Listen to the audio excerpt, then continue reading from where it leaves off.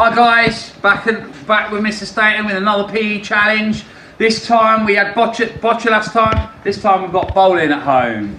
Now I know space is precious at home, so obviously anywhere you can do this, available space is always necessary.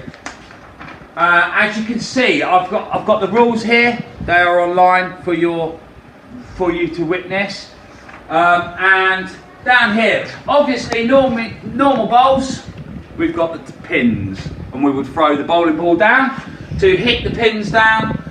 At home, obviously, we know you haven't got normal pins. Well, you might have, you might be lucky.